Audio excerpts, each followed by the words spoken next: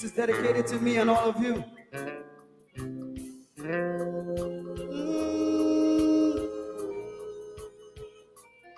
Redemption of me.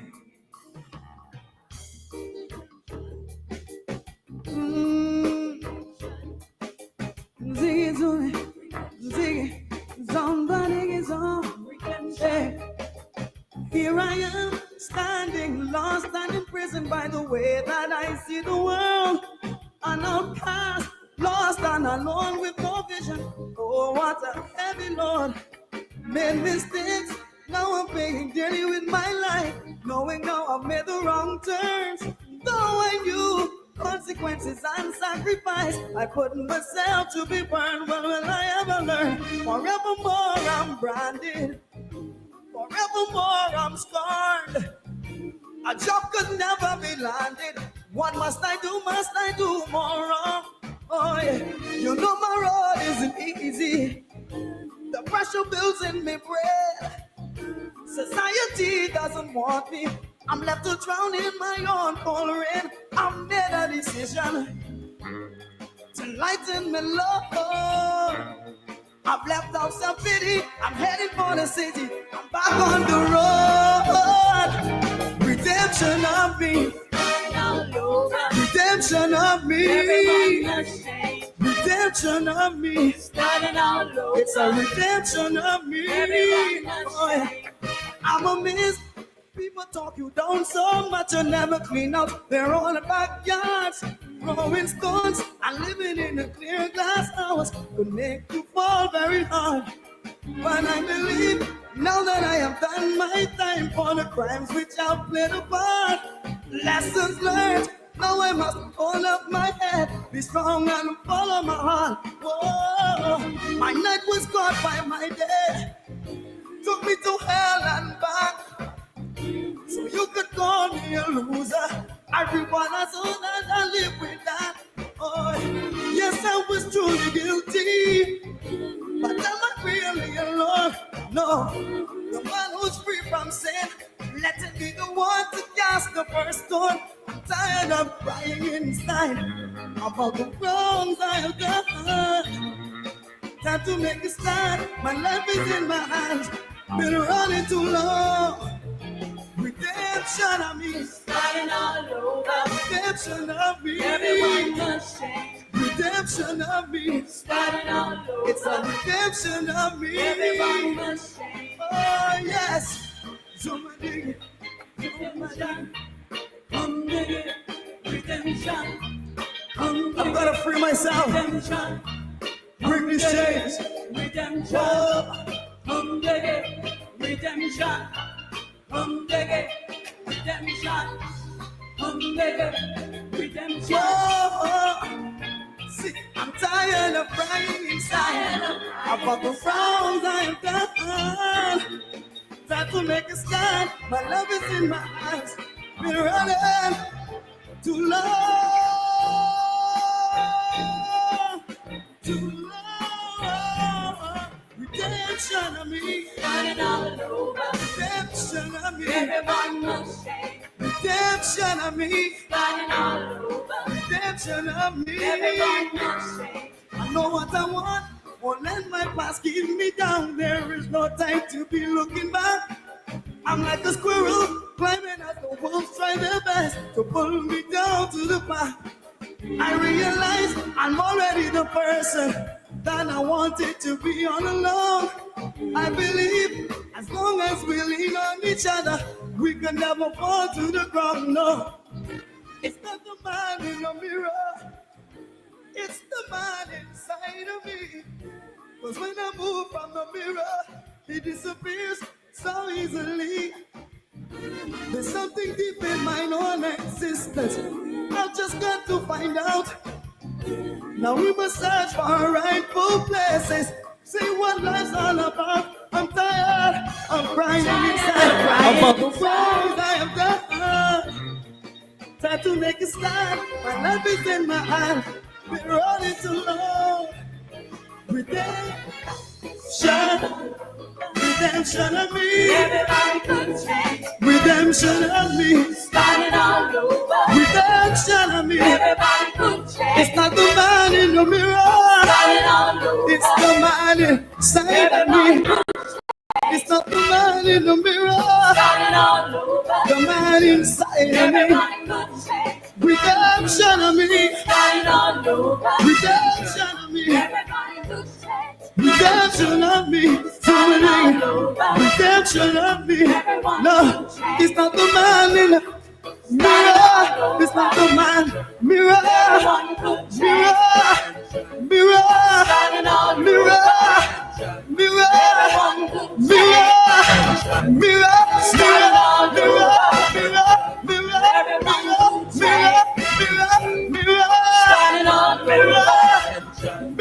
Everyone could change. The man inside of me. The man inside of Everyone me. could change. Redemption of me. Starting all over. Redemption of me. Everyone could change. Redemption of me. Starting all over. Redemption of me. Everyone could change. Redemption of me. Starting all over. Redemption.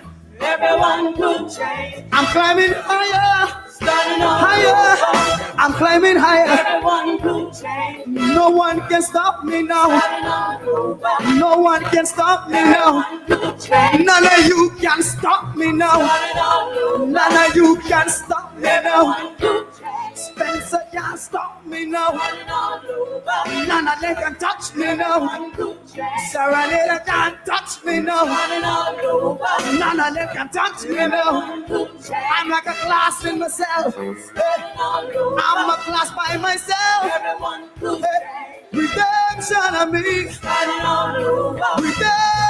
Everyone could change. I'm free. Starting all Free. over. Free. Everyone could change. I know I will win. Starting all over. I know. Keep the envy to yourself. Redemption of me. Starting all over. Redemption. Everyone could change. Redemption. Starting all over. Redemption. Redemption of me.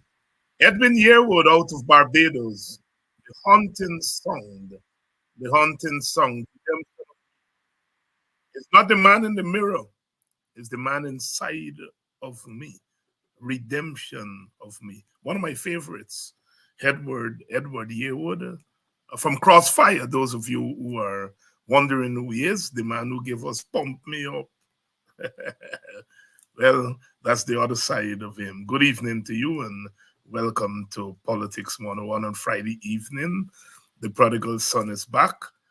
Dr. Vincent Adams. He went gallivanting with his political friends last week, so he wasn't here. But he has returned. He has returned, and he's here this evening. And he has a mouthful. It's the morning after. Please share the link.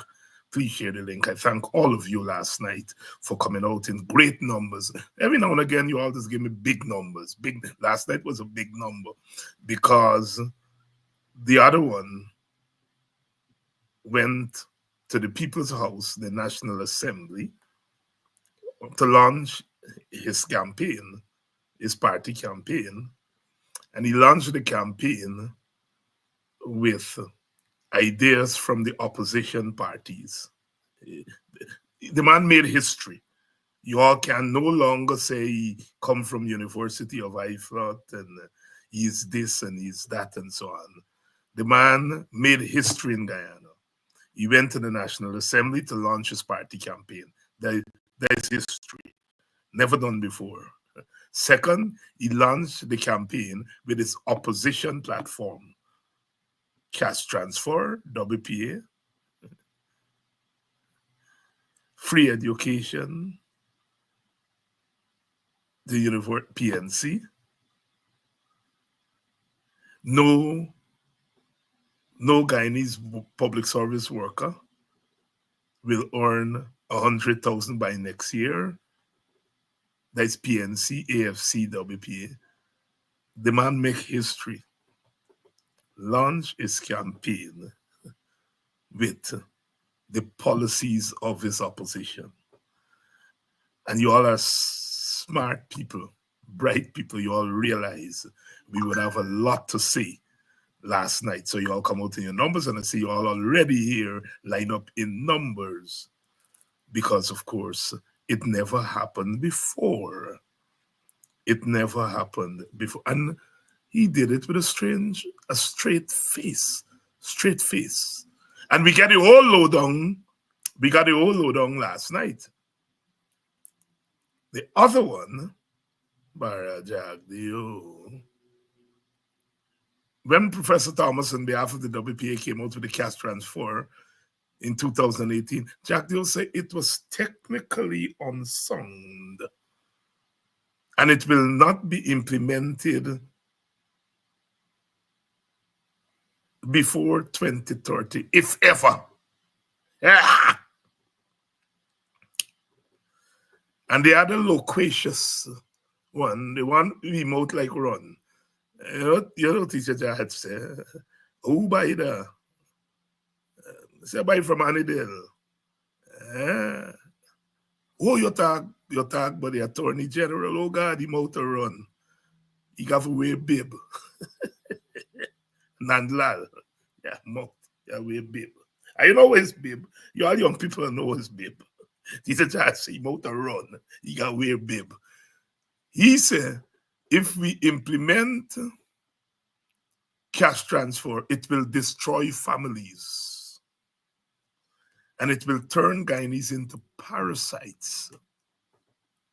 So it's either orphan bust them off, because the one said it can't happen before 2030, if at all. And the other one said it will destroy families. It's either orphan bust them off and want to join the opposition. I don't know about the AFC and the PNC, but today WPA met and we said we don't want it. We don't want them. Maybe the PNC will take it or the AFC because clearly he ain't belong to the PPP no more. Or they got no shame. Thank you, Akwesi or Akwasi. I want to get it right. Say the WPA is 6 years ahead of the PPP.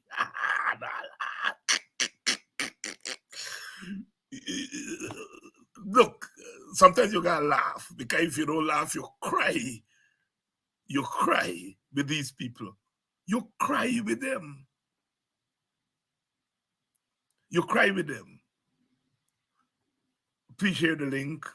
Beverly, good evening. Shireen, good evening. Good evening to you, my brother Jomo. Randy Singh, are you saying that the PPP is delusional? I hope that's what you're saying, but that's not good for our country, that they're delusional. Good evening to the security chief, my brother Orin, Bumba Turkey Newton, joining from Buxton. Ian, Clifton. Yes, Chisel said the WP has been vindicated. You know, this talk about small party and big party, I hope we stop it soon. I really do hope we stop it soon. You know, because it is robbing us. Good evening, Michelle Joseph. Good evening, Cork. I hope we stop it soon because, as I said last night or was it this morning, I can't remember, getting old now, but I ain't getting stupid. I'm just getting old. I'm getting big, as we just say. I'm getting big, but not big and stupid. As I said last night or this morning, a party like the WPA can't say we guarantee bringing you 100,000 votes because we never got 100,000 votes in all the election we compete in. But with a policy like the cash transfer, we guarantee you that we will influence 200,000 votes.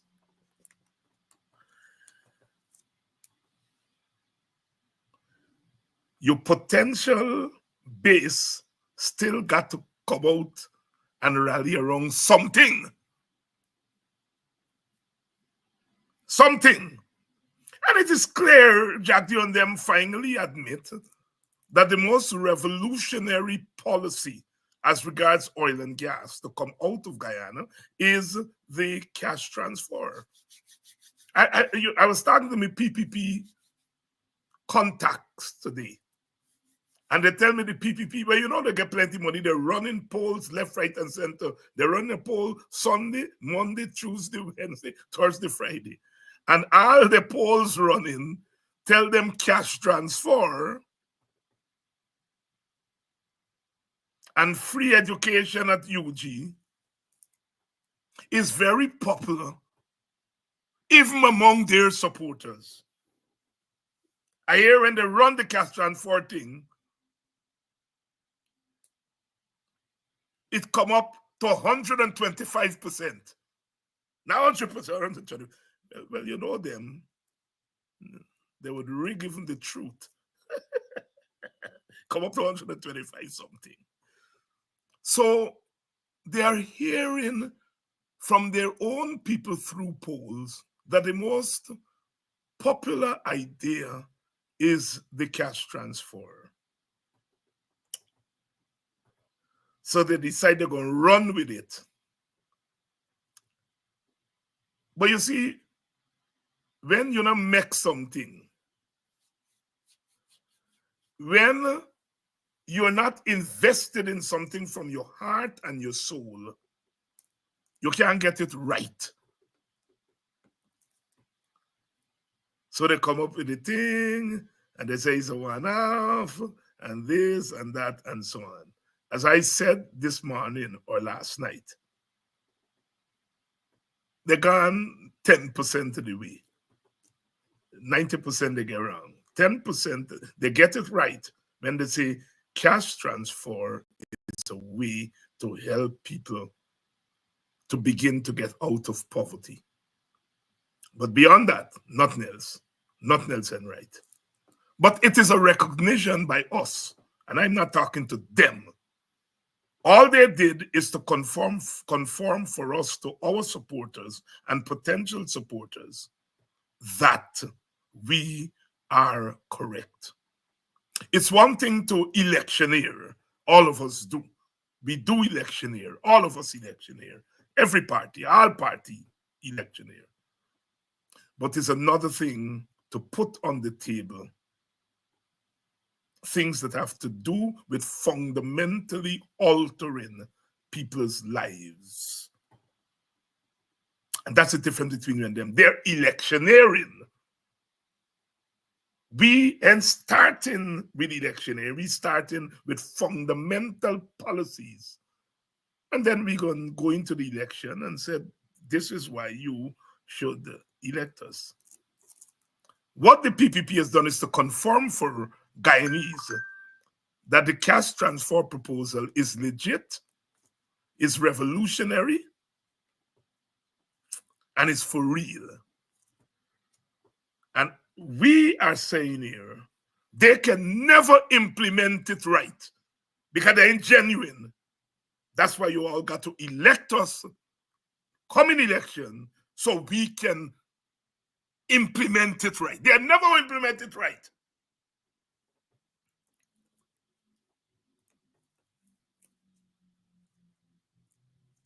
Good evening. Good evening to all of you, and welcome to Politics 101. Redemption of me. I'm glad to be alive as a Guyanese, as a West Indian. Good evening, Auntie Danette Booker from PA. Danette won't say Pennsylvania, she'll play big shot for me. She said, Danette is joining you from PA. You're making joke. You think you can play big shot. Here, when they're boxing, they might call me Twilly, they might call me all kind of thing. And anybody come on boxing and they're not from boxing and they say, Mr. Hines, no, Dr. Hines, please. No, they might call me Twilly. And people, Mr. Hines, no, no, no, no, no, no, no, no, no, no, no, no. No, no, no. Then they don't eat. Then they don't eat. And somebody come up with a nice one. I think it's Dan. It is Dan. Dan said, well, the farthest we'll go, we'll say Dr. Twilly. It's Friday night. It's Friday night, Stanley Wilson. It's Friday night. Ivor Miller is Friday night. Donnet Booker PA, Friday night. Friday night is glass case night. Friday night is tech up night. Wherever you come from, if you come from Christianburg, 1 mile back circle, no back circle is Georgetown. Georgetown. You see, long time. You get very nice now. You all talk about Linden. Well, we're paying homage to Mr. Forbes Burnham, so we say Linden, but long time you say Wisma and Mackenzie. And as you learn from this program, when you say Wisma, you get people like Dr. Adams Vex. You say Wisma one big place. You got to specify. Be specific. Good evening, Donald Spelling. Good evening, Vashti. We punish Dr. Adams long enough. We kept him waiting for an extra 10 minutes because he was recalcitrant last week. But he went with his friends. He was with the AFC at their meetings in Queens. They went to Queens. Jack, you get crazy when he see they come to Queens. He think all the money was there in Queens gonna go back to the AFC. He went to Queens, he went to Brooklyn. I don't think he went to Washington. You don't think he went to Washington. But have we punishing him? Bring him now. Bring him in. Bring him in. Yeah. All right, I see you all, Ann. Good evening, Lynette. Good evening, Lynette. Lynette, I see you on. You like Dr. Adams. You like Dr. Adams. You like Dr. Adams. You first put up your hand and say, yes, bring you in. Dr. Adams, good evening. Hey, and good how evening. are you? Oh, I'm doing good. Re-energized. I had a nice trip to New York. I had two functions actually. The one was the AFC, but then the Linden Fund USA celebrated its 25th anniversary, and I they happened honor you. And I was the honoree there, and so I'm very grateful. Of course, we're 25th, we're 25 years old, but I was head of the organization for the first 13, so it was more than half. We had it. I was pleasantly surprised with the attendance that we had. I mean, the place was packed, and of course, we had our ambassador Sam Hines there. Yes. Matter of fact, he sat right next to me at the table there, and we had our Congress lady from New York, Yvette Clark. Yvette Clark, yes. So she gave her little speech, and of course these guys, my friend the ambassador Sam Hines, they just if they can't help themselves and wait for the opportunity to start the political campaign, because it seems it doesn't matter where they are, it has to be like a campaign speech, So, but we had a great time, and it was really a good function, and I encourage folks to support that great organization that is headed by Paula Walcott since I left, and she's doing just a wonderful job. But I'm glad to be back. Doc, I will tell you something. When you posted that thing last week, something triggered in my mind. I taught in California at Claremont Graduate University from 1999 to 2002. And then I came to Arizona in 2002. And there was a small, tightly tight unit of Guyanese in Southern California, around Rancho Cucamonga area, and so on. And part of the group were the Basilio sisters. Um, and they were part of the same The organization, Linden Fund, the US, Linden yeah, Fund. okay, They were very, very much part of the Linden Fund up there, and yes, so on. And so I remember when that thing started. And when you said it's 25, I said, but yeah, in the early years I used to be there. I was a good friend in Brazil, and they would always talk about going, the functions used to be in New York. yep. Going to New York for the funds and We so on. had quite a few folks from Cal. We had my very good friend who I went to school with, a guy by the name of Dennis Morgan, Yes, who did really well, one of the famous Guyanese as a business person. And I remember as soon as I became chair, I called, I was calling up some of my friends who did well, and I called Dennis and I told Dennis what the program is. And immediately Dennis wrote a check for $25,000 for us to give. We used that money for 8 scholarships to the University of Guyana. there you go. So, and we had Dr. Watson, Keith Watson from Yes, Ohio. yes. So those are, I mean, they're all Linden folks, but the organization has done a wonderful job. We had several teachers workshops. We took some high level teaching professionals down every year down to Guyana, and we had workshops with sometimes 200 teachers. So we were training the training the teachers with new programs, and we used to have medical missions with Dr. Carroll and several other doctors that we did. They would do hundreds of surgeries, probably working like 24 hours around the clock at the Linden Hospital. So yes, it's an organization that has done really well. And what was interesting too, you know, of all the thousands of hometown associations throughout the entire world, we became so famous that we were chosen as the hometown association to represent all of the hometown association in Washington. I can't remember which year it was, but I was the person who attended a World Bank meeting to discuss hometown associations and funding and that type of stuff. So we were the organization that was chosen among all of those in the entire world. And then we were chosen among 5 to go to United Nations in New York and did some presentation. And again, I was there. So I of course I used my contacts when I was in the U.S. government to make sure that those happen. So we are a well-established organization, and like I said, it's run right now by a very capable leader in Paul Walcott that many folks may know. Very energetic, very bright.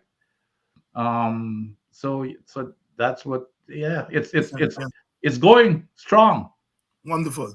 Tell us about the meetings you all had. I know there was one in Queens and then there was one in Manhattan, the Yes. AFC meetings.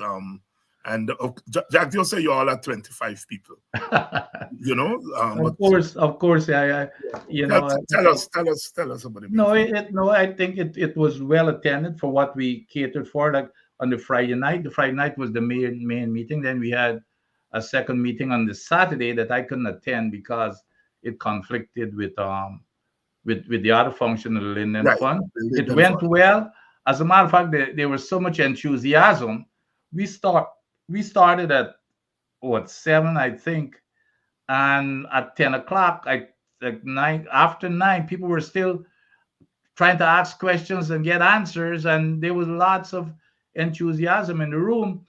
And then on Monday, the team met with the State Department in Washington, and Mhm. that was also a very successful meeting. And then they had the town hall meeting in Washington D.C. that I didn't attend. And then of course they're now in Florida. As a matter of fact, they have a meeting right now going on as we speak. I know it's tonight, but I'm pretty sure it started as we speak. So they've done a grand tour, and so I think everything went well. everything went well. Dr. Vincent Adams here tonight, as usual on a Friday night. Good evening to all of you. So through Hector, um, Indra Jaiprasad, Stanley Wilson, Annette Cummins is always early. Early. There's one thing, Annette is always very early. Precise, early and precise. Good evening, Marlon Thomas. Thomas. Good evening to you. Good evening to you, Sister Vashti. Kevin Cook. Good evening to you. Kenneth Belgrave. I don't see this name very often, but welcome. Welcome to you, Diane Fordyce. My brother, Yuri Westmus. Yuri Westmus, from the famous Westmus family. And in the days when you give your children Che and Fidel and Yuri, one of the Soviet presidents was Yuri Andropov. I remember, but Yuri was born long before Yuri Andropov, so and so on. Yuri's a sportman. He went to CPL in Barbados. He's a sporting Westmus. The Westmus, they're very political and book and so on and thing, but Yuri's sporting. Don't make joke with that at all. And he takes care of his mother. God will bless you, my brother. Welcome to Politics 101. Dennis Atwell, who is Dennis is an old AFC man. He drifted a little bit. He probably gone back home now that the AFC got a new leader. He was Moses by by Dennis Atwell.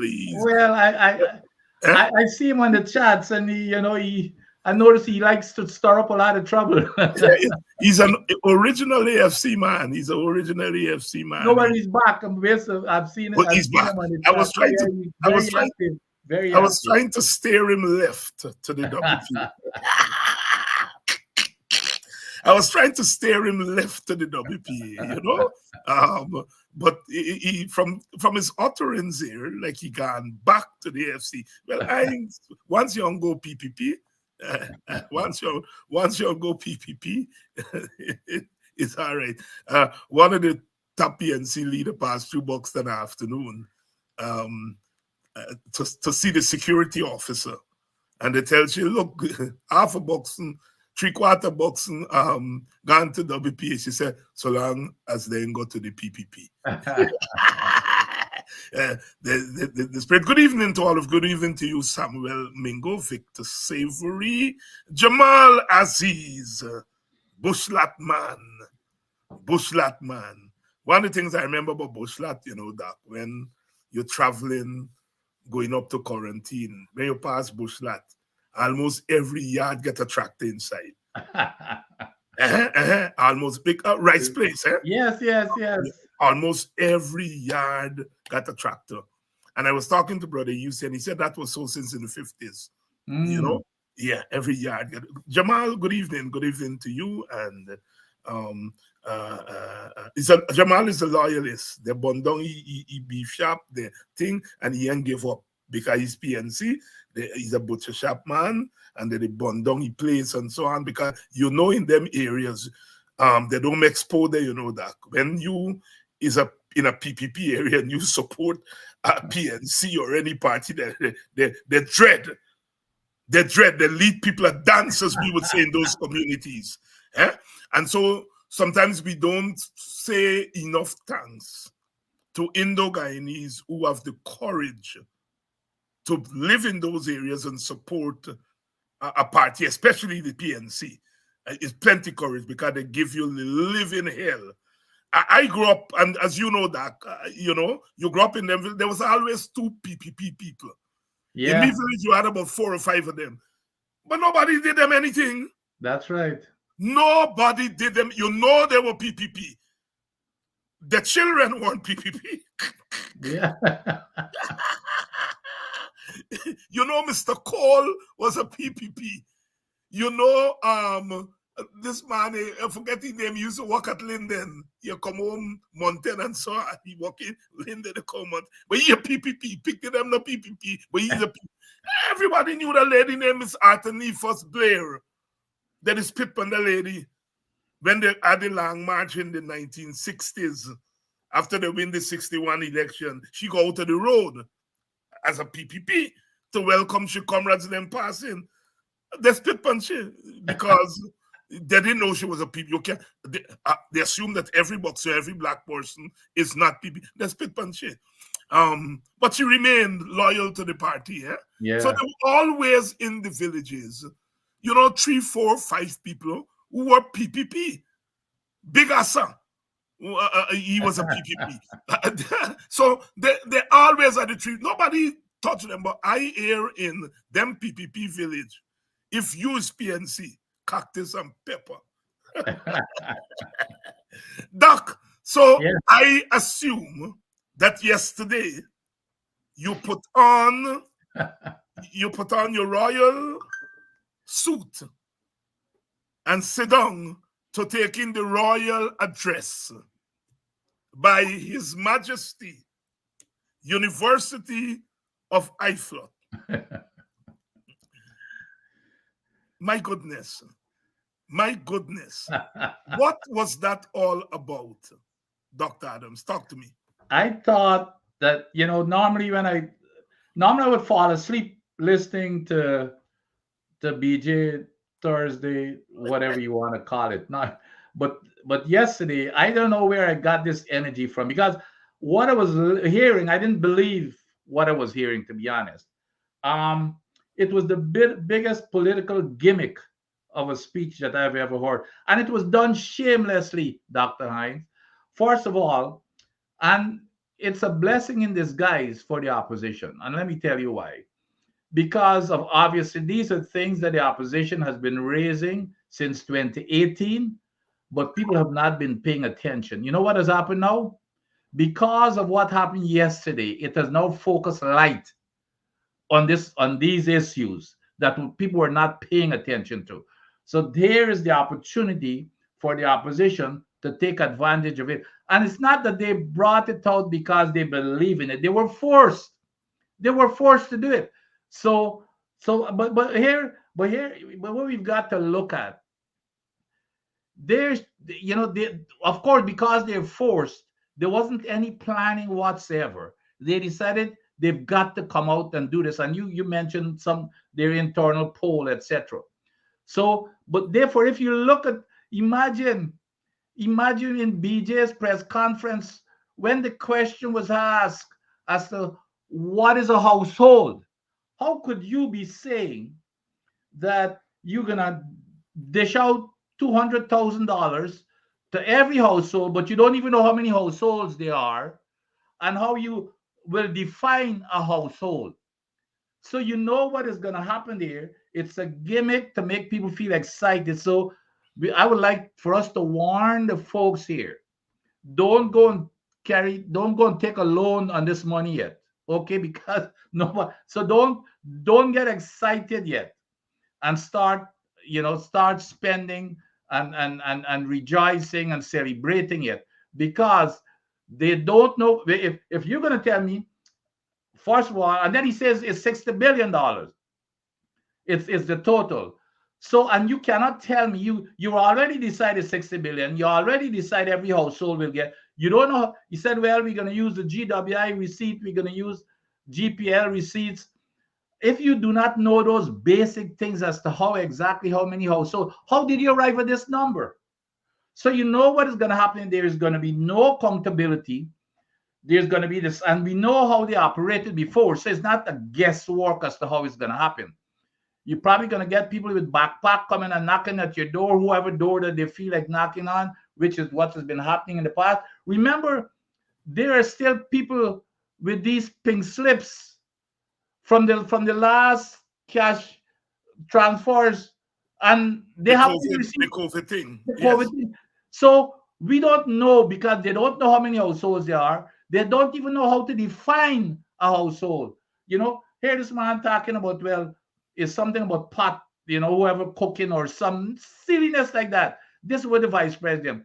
Now, here's the other thing. I know you mentioned, you talk about Nandalal and BJ and Jagdio's opposition to it. But do you know there is a video with the president himself this last February here? The president himself saying that this is nonsensical. And he went on to read some nonsense from the IDB or something. He said, that's his, I quote, he said, he said they talk about some cash transfer. It's nonsensical. And I think it was February of this very, very same year. But first of all, I think the country ought to thank your party, WPA, and Dr. Thomas, because I remember it since in 2018 when Dr. Thomas was the first person to come up with this idea. But so it's what is it now? 6 years we've been producing petroleum. Now we've been producing oil for what? For 5 years, close to 5 years, and it's now they're coming up with all this gimmick because it's really apparent because of it's the election now. Remember now, and I tell the folks, I think we all should welcome whatever money we can get, even if we got to force their hands to get it. But here's another thing, Dr. Hines and the audience out there. Read between the lines. Here's what it says.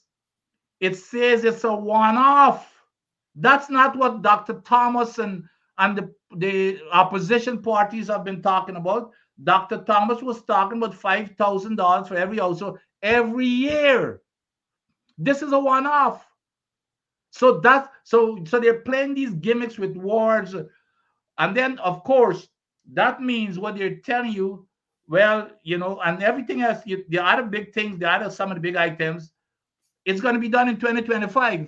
So they want it's a transaction with you. Well, if you vote for me, you may never get the so. I need your vote in order for you to get these type of things. So it's this big gimmick again.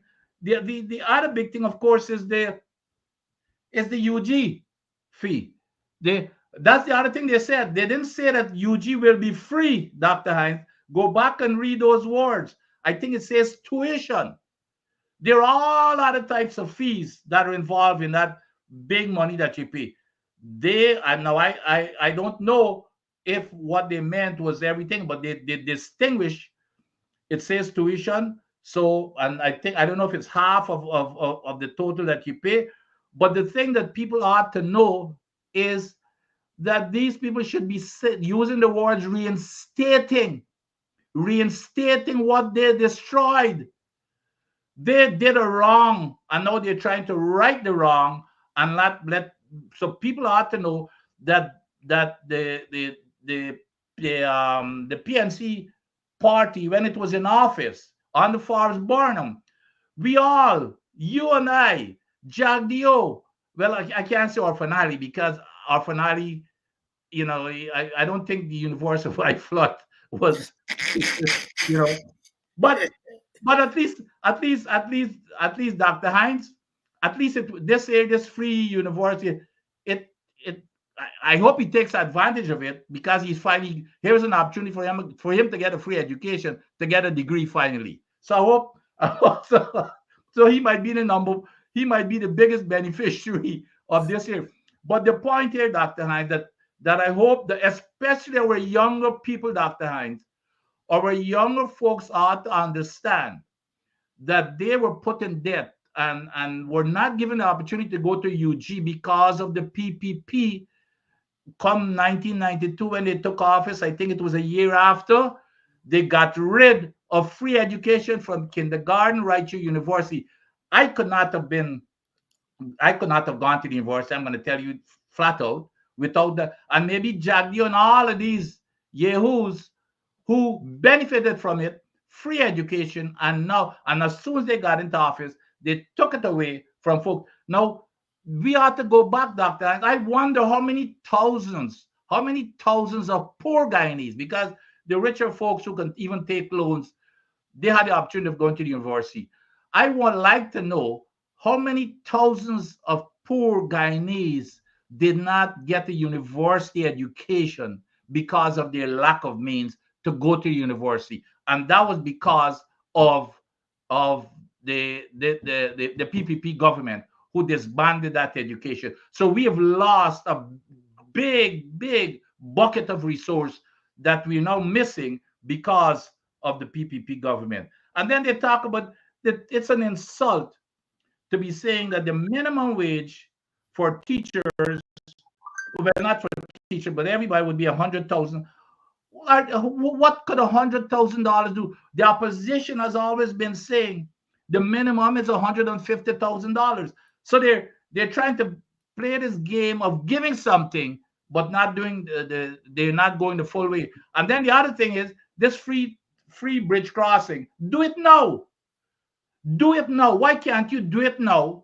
Why can't you do it now? Why can't you give the free? Why can't you raise people's salaries right now? Why do you have to wait until 2025? But the end of 2025, by which time the election gone. That's exactly correct. So they intend to do it according to them if they get elected. If they get elected. So they're telling you, you know, here, you better vote for us. And when you vote for us, but we got to get the message over them to the folks that these are things that we were planning to do anyway. Yes. And we were planning to go the full way. You remember, I told you again, this is a one-off.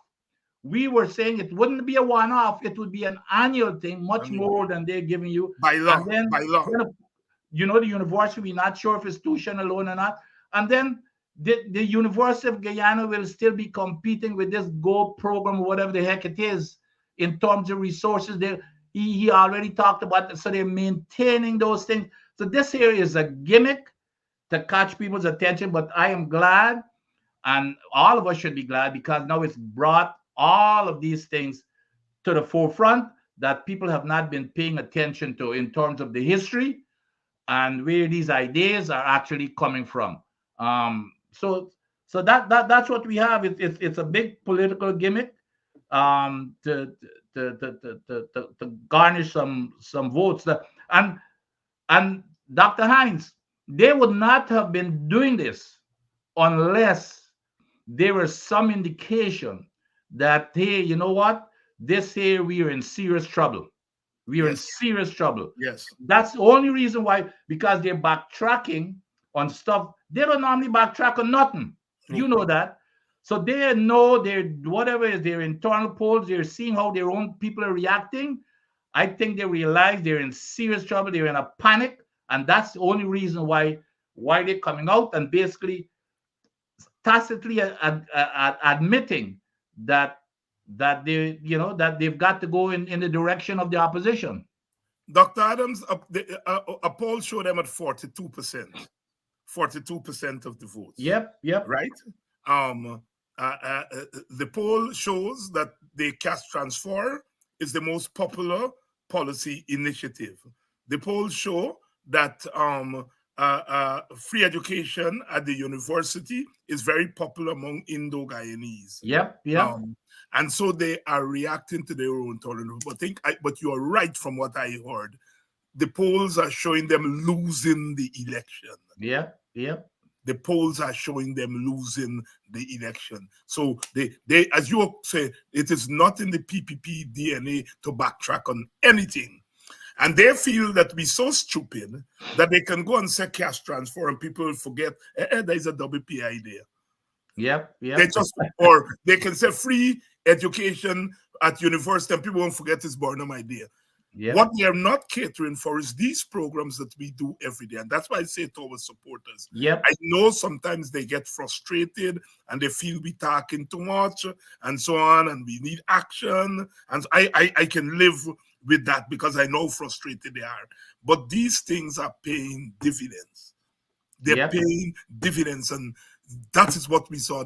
That man shamelessly stood up there and launched his campaign, his party campaign, using the policy proposals of the opposition. Never happened in the history of Guyana, and I dare say in the history of anywhere in the world that I know.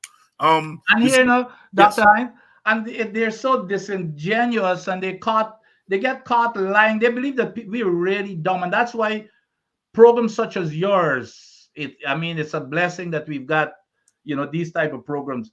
These were the same people who were saying that just to give the teachers, if they had given them a 30% raise, that would have added another $10 billion to the budget. Guess what they were saying? That would have been inflationary. But all of these handouts that they're giving now, it's not inflationary, but just a little increase for the teachers. They were saying, oh, no, we can't afford that. That's going to be inflationary. So all of this money, even though we all welcome it, it's suddenly now all of these handouts with the other thing, they're not inflationary. So they're even contradicting themselves, but it doesn't matter. They have no shame. They have no shame. Winston Jordan is saying here that as far as 2022 on this program, he disclosed, and I remember it well, that the coalition government intended to transfer $5 million annually to the NIS to help improve its financial health, and to be in a position to pay improved and expanded benefits. Yesterday, he announced a $10 billion one-off injection to the NIS. You see, it's the one-off thing. That's the trick, Dr. Hines. The trick is this one-off thing that people are not paying attention to. This is what it is. It's not sustainable because they give you a one-off thing to make you excited. Because I don't know, have you heard anybody at all on the street or anything talking about whether it's annual? All it heard is the $200,000. That's right. That's right. Started spending. The opposition was saying, as a matter of fact, the last time I heard Aubrey Norton and his folks, they were looking at $300,000 right, annually. Right. Yeah, that's right. When they look at that, and it was going to be coming from data-driven, based on the household, how much money the household is making, and that type of stuff. But these guys, and Winston is correct. All of our programs were based on a sustainable foundation. You could plan for it, but they give you a one-time thing. Election come and gone, and you never see anything else after. You never see it again. Look, look, all the parties. I went back into my archives, and 1 week after Clive Thomas came out on behalf of the WPA with the proposal in 2018, Raphael Trotman embraced the proposal. I found it in my archives, and I intended to play this afternoon, but I was running a little bit late.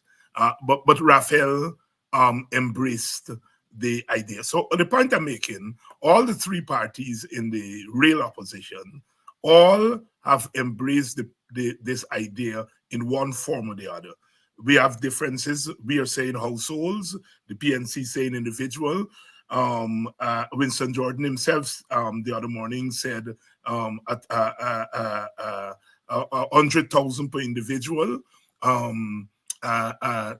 Your party leader said that it should be given to individual. I can't remember the numbers. But what we in the opposition side need to do is our experts need to sit down very quickly.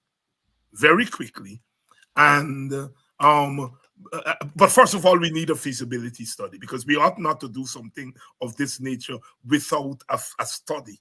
Now they don't like that. They don't even know. They don't like that. They don't like that. But Professor Thomas himself said that we need to do a feasibility. So the first thing we need to do is to do a feasibility study, and then get our expert from the parties very quickly to sit down and to combine the various proposals and come up, informed by the feasibility study, as to what is the right approach. All right. As I said, we are saying households, and I explained last night and this morning why we went the household route. But I was thinking that we are saying, say for example, the WPA is saying $5,000 per household. The PNC saying 300,000 per individual. If you got two individuals 2 individuals, 3 individuals in the household, it probably come up to the same amount of money, right? Right. It probably may be more. I can now understand why Winston Jordan is going to 100,000 per person, because if you have like 5 adults in a household, all right, Yeah. that 100,000 per person comes up to the same 5. If you give 300 per individual and you got 5 people in the household, that's plenty money. So, but point I'm making is that each proposal has merit and justification. Let the experts sit down. Get people like Winston and Clive and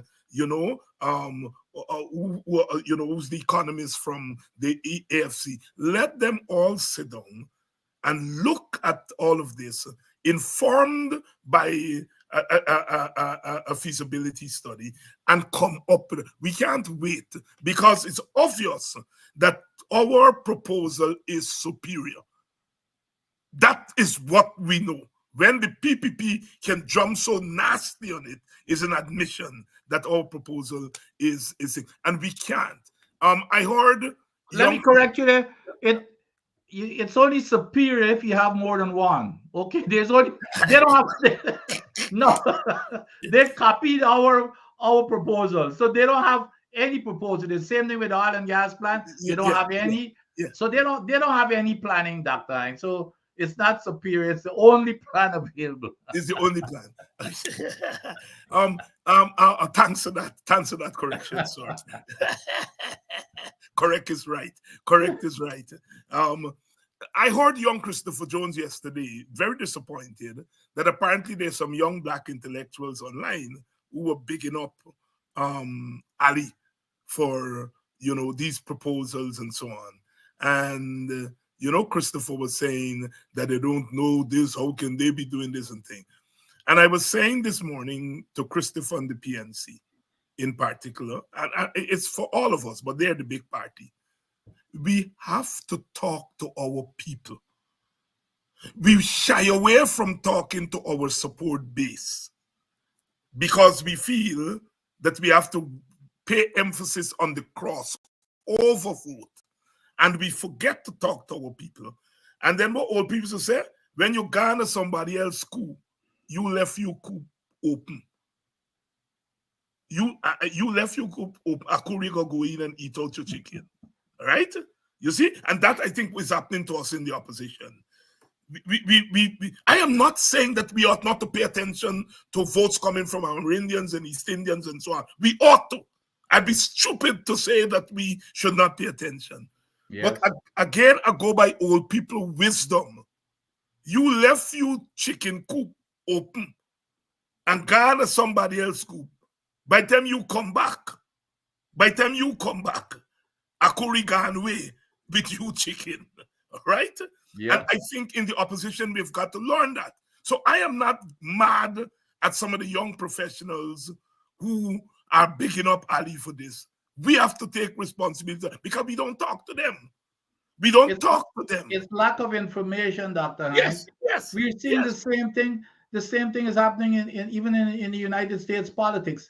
It's low information, that set of people. And and I totally agree with you. I've been saying to many of my political friends and colleagues, you focus on your constituency, meaning I'm not saying race or anything. I'm talking about the people who the poor people, basically, life, the way how the money is being distributed, how it's affecting them. You focus on those people, and if you can not, even if you got to knock on every door, that's all you need to do. And as long as you can get those folks to come out and vote, you don't care about crossover votes. You look at your demographic force as to you make a form, you form up your base. That's basic politics, Dr. Form up your base force, give them all the information, get them excited so that they can make sure that all of their friends and brothers and sisters and relatives are going to come out and vote, their neighbors.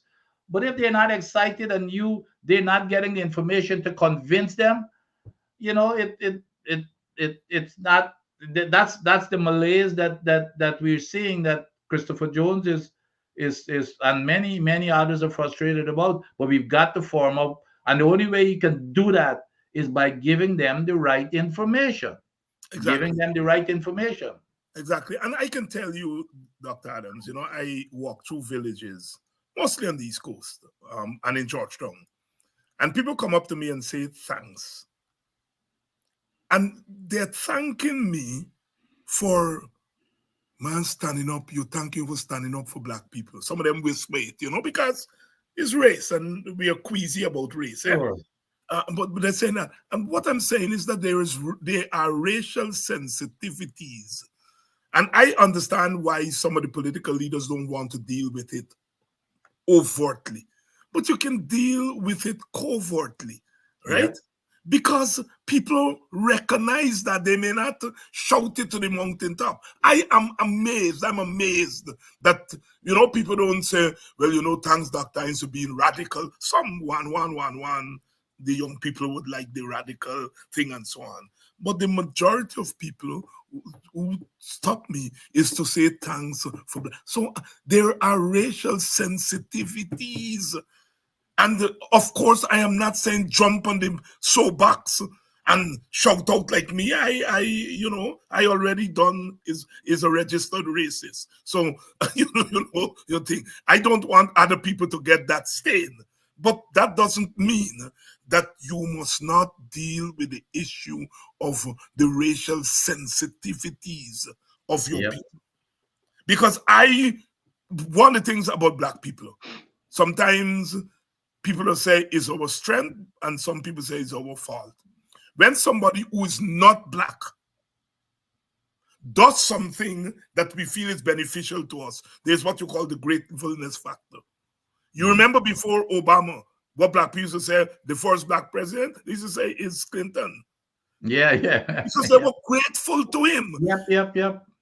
And I am not saying these young Black people are going to go vote for the PPP, but they are not going to be shy if they feel that he does something that is good. They're not going to be shy to big him up. In this instance, they're bigging him up for something that he does that doesn't belong to him. Yep. And we have to make them know that what he said there got nothing to do with him. It has to do with us. Some young people are asking, well, if Clive Thomas did do this thing long before, why the coalition didn't implement it? Well, the coalition left office in 2020. That's right. This thing was meant for oil, so the coalition could not have implemented it. What the coalition could have done before, you left out the key piece of detail there. The coalition never had any oil money to spend. That's right.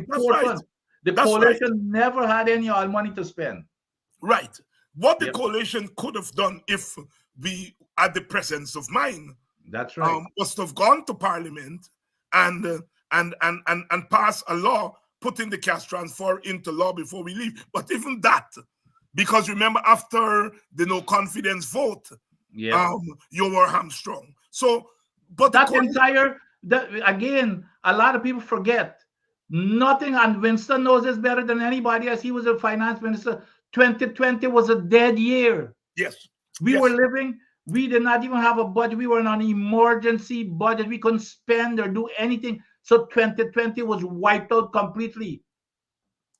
So we have to go to these young people who, through no fault of theirs, believe that what Ali announced yesterday is such a big deal. We have to go on a information rampage and to talk to these people. And we have to talk to them in a language that they understand. I tell Aubrey all the time, because I talk to him more than any of the other major political leaders. And I tell Aubrey all the time, Aubrey, every time you stand on a platform in front of Black people and you tell them about their wars, and then you said, but Indian people suffering, they just suck the teeth. Find another way to say that same thing, right? Yep. You can say, All people are suffering. Indians are suffering, Africans are suffering, but each group is suffering in a different way, in its own peculiar way. You're saying the same thing, but I stand up in Buxton and hear Aubrey with that thing, and when you know Buxtonian, the mouth they get cover. Yeah. Julia, are we said it? Are we said it? Are you said it? You see? And so we don't speak directly to our people. And collectively, although I do more of it than my brother politicians, collectively as opposition people, we have to take that blame and can't be vexed when the opposition take the idea and we own people find we own idea attractive coming from somebody else. It means that we have not been transmitting the ideas to them. Yeah. They have to wait for Wayne. Let me call them a Wayne. Orphan. They have to wait for orphan for them to know that cash transfer is an opposition thing. Yeah. You know? And we have to look. I will never sit here and talk about free education without calling Burnham name. That's right. I will never. But I hear some of my brother opposition politicians talk about cash transfer and don't mention that it's Clive Thomas or WPA. Aubrey's not guilty of that. But some of our, no, you have to, because that's how people remember things by names. You and I are in the United States. And they drummed down those old white men from 1789 name, from Washington. Yeah. You teach them over and over and over. And I am teaching first-year students this year. And there are certain things I don't have to go over. I don't have to go over Washington.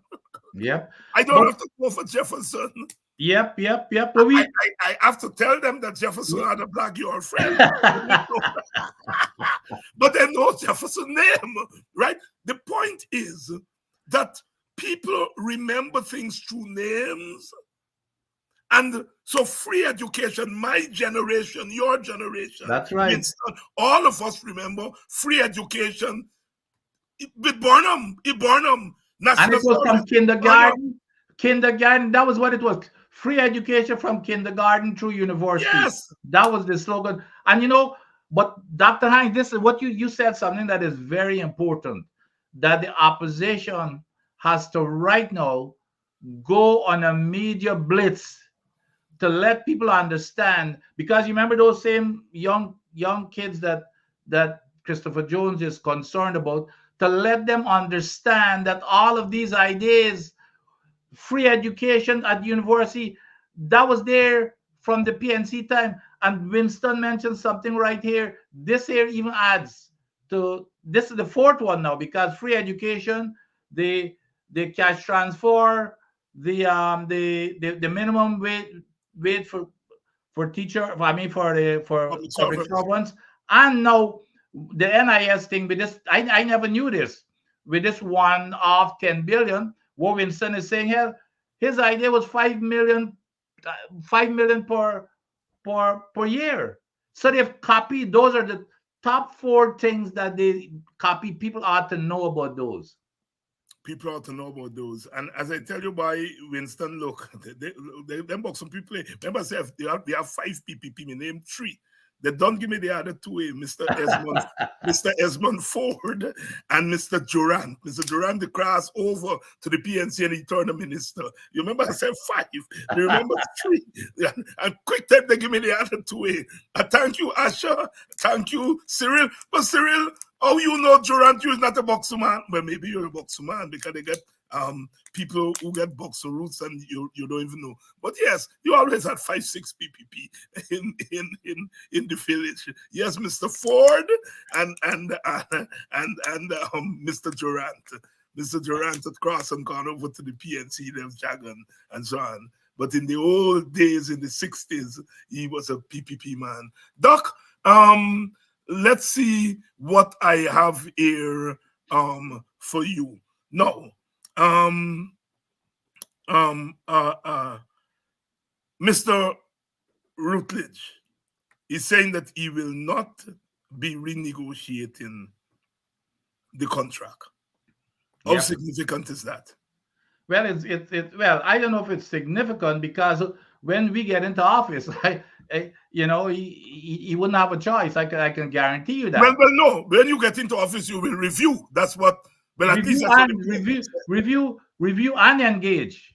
You're Right, gonna right, be right. Yeah, because remember our mode in the opposition is to make sure we understand what we're engaging them with. So we're gonna not only review the contract, we're gonna look at all of the other contracts that are available out there, and then we're gonna engage it. So that's we're gonna review and engage with exports. By the way, the first thing that the opposition coming out to the PNCR is to establish an export team with negotiators, with petroleum folks, an export team to advise on the path forward. And it's clear that the item number 10, I think in the PNCR top 20, but this guy, he takes advantage of this feckless PPP government that we have. Look, and when I was, I beat this horse to death all the time because I did what was against the contract that parent company guaranteed, Dr. Hines. It's not in the contract. The contract says self-insurance by EPGL, which is a subsidiary company that the Exxon sets up that had no assets. And I said, you will not produce one drop of oil unless we get a parent company guarantee. Guess what they did? They had to sign it, or else they know that we meant business. But as soon as I left and as soon as the government changed, that was what happened. They withdrew that, and then that was what caused the court case. The judge Kissoon ruled overwhelmingly in favor of what we had done. And then, of course, the government joined with Exxon to appeal it. So this is this government who's appeasing and who's supporting Exxon with this nonsense. Rutledge could not have said that or will not ever say that under the PNC. I guarantee you. And Mr. I know for sure. Well, the AFC itself, months ago, after we came out of office, made it clear through MP Patterson that we will renegotiate the contract. And then R.B. Norton has already made it clear he's not using the word renegotiate, but it means the same thing. So there, yeah. Well, so it's only this government, this feckless, weak government that Rutledge is taking advantage of, and I can go on with a whole bunch of stuff to prove that. But so this here, is first of all, his eyes past Guyanese people. Forget you could take his eyes and pass the government because they're not worth being respected. But his damn eyes past the Guyanese people, and that is what we have to stand up for. We welcome Exxon and the rest of the companies. As a matter of fact, in the PNCR, that number 10, it says that when we engage them, we will ensure that Exxon gets a fair share of the profit. And that's what you've got to do with companies. But right now, there is no fairness in the contract. Everybody knows that. And then Jagdeo gets up there and criticize the words that to say, well, okay, because it says they're going to get a fair share. Well, of course, he doesn't understand any damn thing as to what how to work with companies. They tell him what they want, and that's what he goes along with. So no, it's the guy is only spouting, and I don't know if he's playing because of if he's just sending throwing a shot across the bow or what, but it's useless because it's not going to intimidate. He may intimidate the PPP, but he will not intimidate the opposition. I guarantee you that. Well, there's a report somewhere in one of the papers today, or maybe yesterday, that I think is Rutledge, if not him, somebody from Exxon saying that they are willing to engage the leader of the opposition. And I thought that was good news. Yeah. Corruption in Region 8. Mr. Jagdeo throws the blame on the engineer.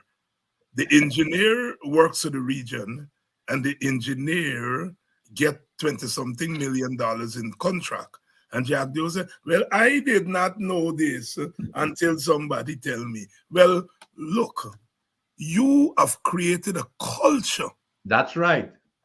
of corruption. Yep. And when you get catch now, it's not the culture. You're talking about the consequences of the culture, That's not right. the culture.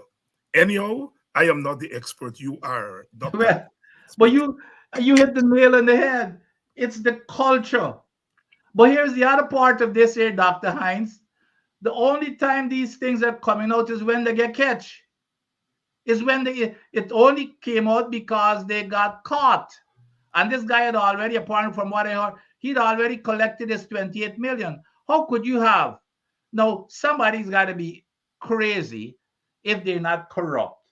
For them to be the engineer who's looking after these projects, who's awarding projects, but you're going to bid on the same projects that you're evaluating and awarding and overseeing.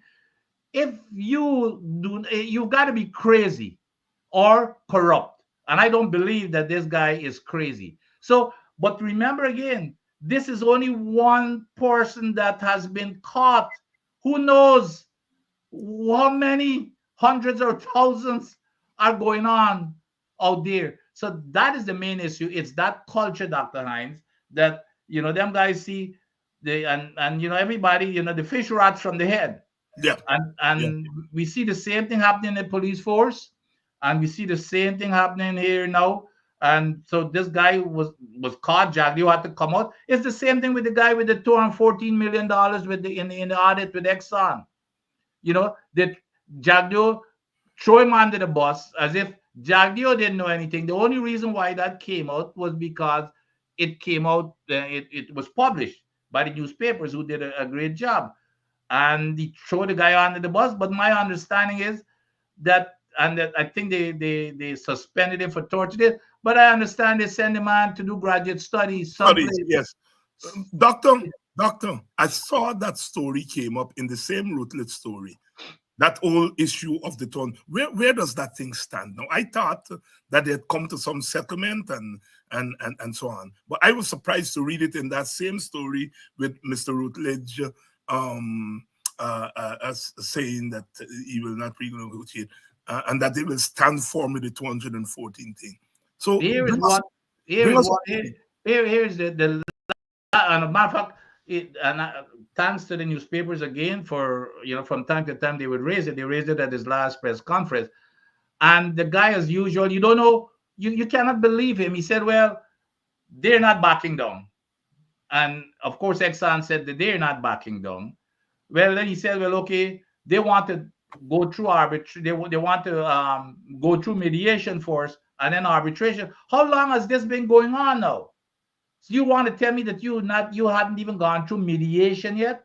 But he comes up with these answers when questions are asked, and he hopes one day that all of this would be gone. So these guys, they really do not care, and these kinds of things, the $240 million is not of any urgency to these guys. So they're totally incompetent, and they really don't care a damn about the people's money. It's not their money, and that's the reason, because it to them, it doesn't matter to them, because they're enjoying themselves anyway. No, so nobody knows where it's at. Nobody knows where it's at. Nobody knows. They're not open and transparent. That's another problem we have with this government. That will not happen under the opposition government. That will not happen under a new government. Laverne, there's a sore point with me, Yoel. The opposition never made use of the People's Parliament by the Stabroek Market. They started that thing. I remember when I and others raised, they say, look, you all come out to Parliament, report to your people, have People's Parliament around the country, and they started Stabroek under Joe Harmon. And it continued for a bit under Aubrey. I remember speaking at one or two of those meetings there, and then they stop it.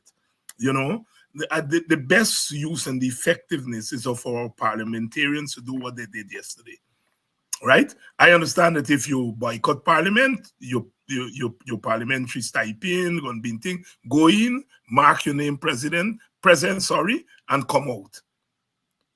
Because there's not much budget. I understand you gotta be there for the budget estimates and so on. But quite apart from that, you know, our politicians will make, our parliamentarians will make more sense outside of parliament. And that People's Parliament thing at the Stabrook Market, it's unfortunate that they never follow through it. It's not too late. Yonet, thanks for the information that Sherrod got flu tonight, so he's not on. So we are not violating his time.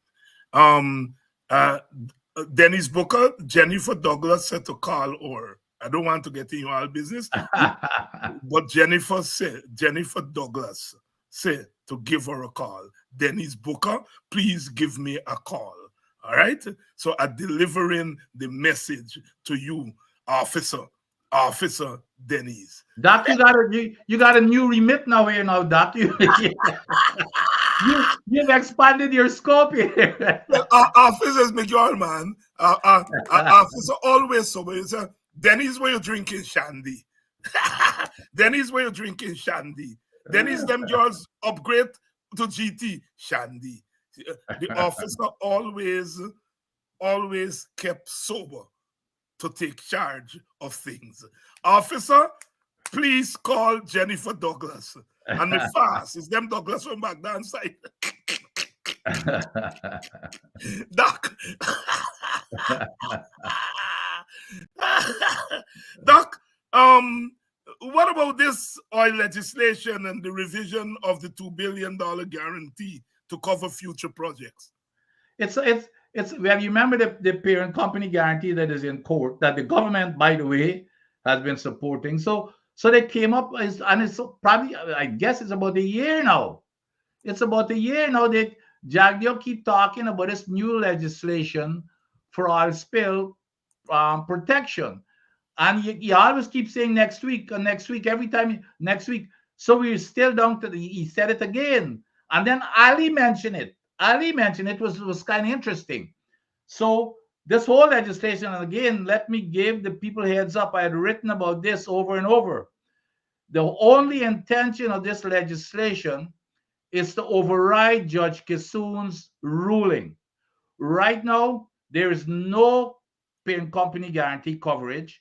Judge Kissoon ruled that it has to be unlimited, meaning that when a spill occurs, Exxon, the parent company, not the child company, which is the subsidiary that has no assets, despite what the foolishness that Jagdeo always say that they've got assets. Those assets belong to us. So it's foolishness to say that we're going to seize our own assets and then sell it. It's the most nonsensical thing that I've ever heard. So what they're coming up with is another gimmick of going to legislation now, because they're getting beat in the courts, and they know if we go to the CCJ, they're going to lose.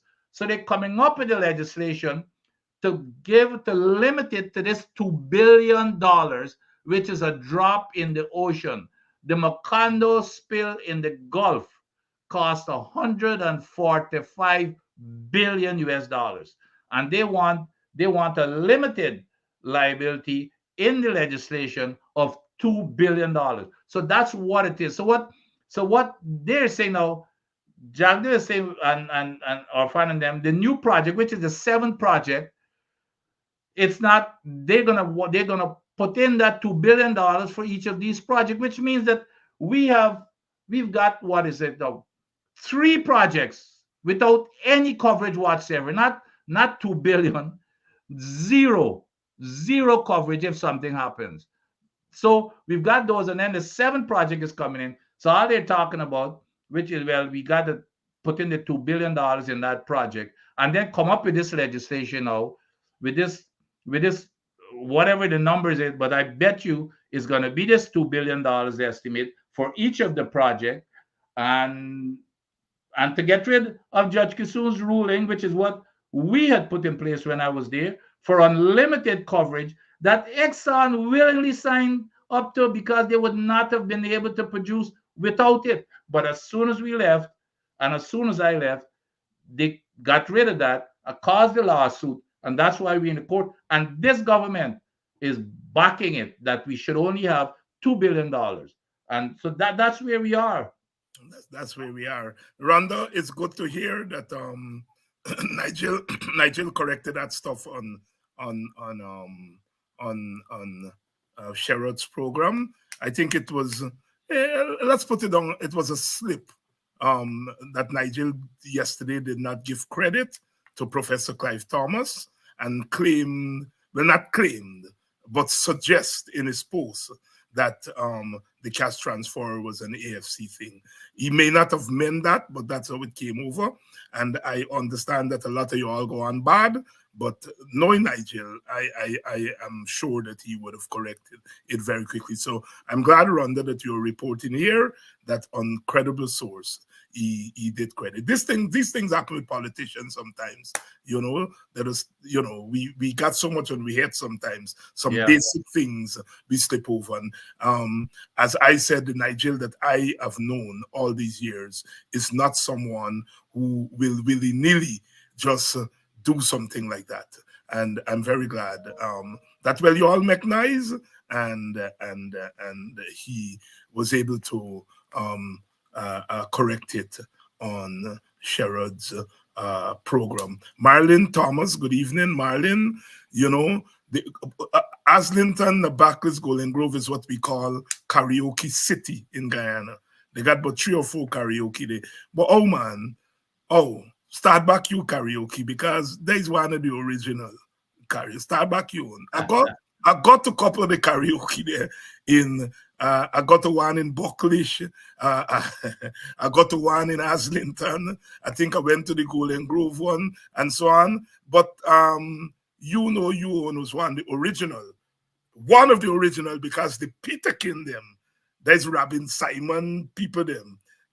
I started go karaoke in the early 90s, or in the early 90s. They still got a bench where we used to sit on there and sing. And then after then you karaoke. So I beg you, Marlene, right? I will give you the presidency of politics 101. I will raise you from vice president to president if you start back the karaoke. Wonderful. I mean, they got about 4 karaoke in that tri-village there, Doc. Yeah, Thursday night, Saturday night, Sunday night. Yeah, that $200,000 gonna talk in that. It gonna talk in that karaoke there. Yeah, Doc, anything that you want to zero in on before we go? Well, I just want to reemphasize again what President Ali came up with yesterday. It's a blessing in disguise, because it gives us an opportunity for this thing to be in the limelight right now, so that we can talk about it and people can hear the truth about all of this. And I want to, again, especially to the younger folks, don't get excited and go along with these superficial stuff that you hear coming out of President Ali's mouth, especially when it comes to education, because I know the younger people, a lot of them never got the opportunity to go to UG because of that high fees. And they always say, well, because the PNC raised fees. That's absolute nonsense. We had free education for, 30, how many years we had free education until 1990? From the mid-70s to 1992. So it would have been almost 30 years. Almost 30 years, there was free education. Dr. Hines, myself, and a whole, including Jagdio and all of the other folks who made it up to the top and running the government right now, their education was free all along until the PPP came into office in the 90s and got rid of it. So now they're reinstating on righting their wrong when they got rid of the free education that was before. So don't let them fool you that they're somehow doing you a favor and introducing something new. It was the opposition, just like how the cash transfer is from the opposition. The minimum wages for civil servants was from the opposition. And then this whole NIS transfer, the money to to the NIS transfer was from the opposition. And the other thing of note, all they're talking about here is a one-time transfer.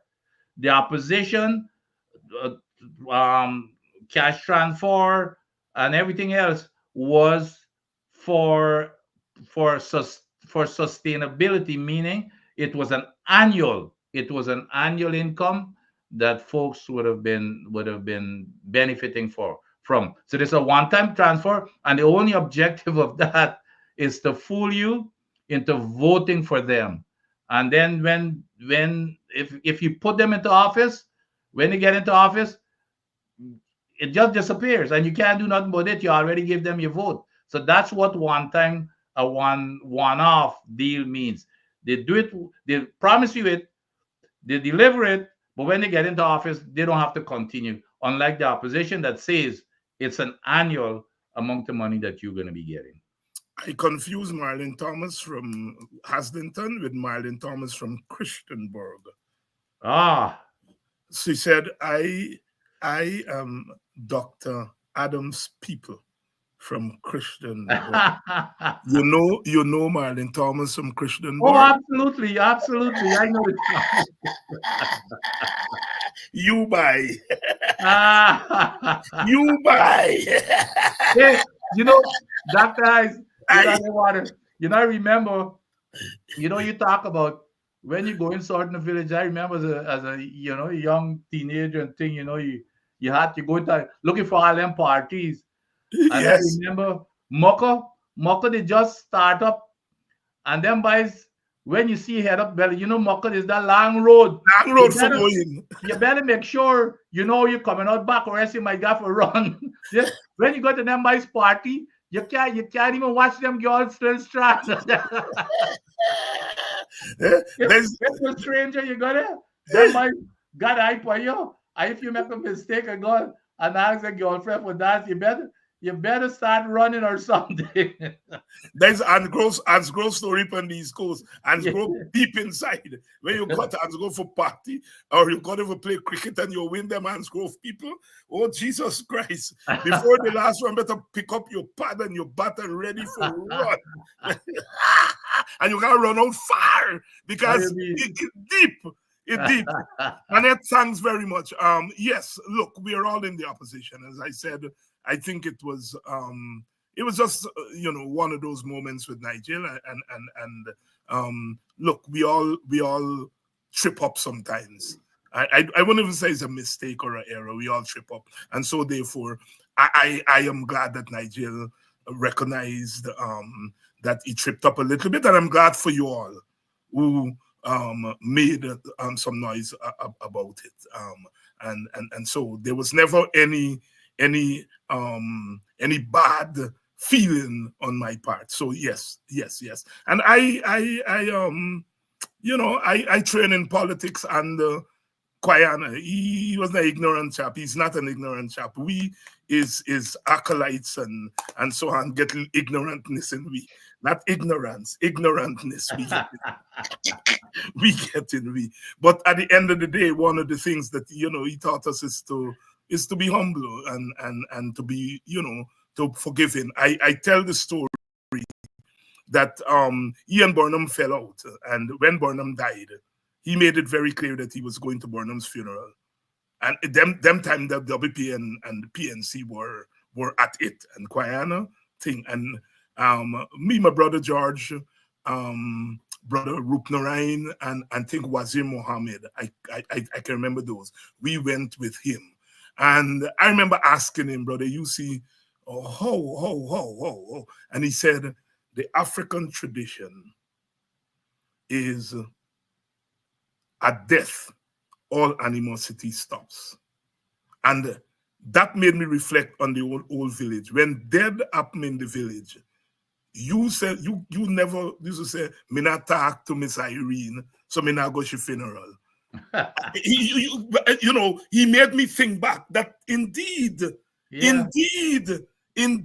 animosity stopped at death's door, And it's not, well, I guess they probably still do it in many regards now, but back in the old days, once you're there, people come and they set up with you and they bring in coffee, biscuit, they set up people till the thing. So I come up on the choir, and that's one of the many virtues he sought to pass on to us, even though we usual we mortals have we ignorantness and sometimes would say, not me, me not talk to him, no, but not quiet. Doc, thank you very much for keeping. It's not ignorant. Well, no, you gotta cut it short and make it real. Is ignore. Trellis. Ignore.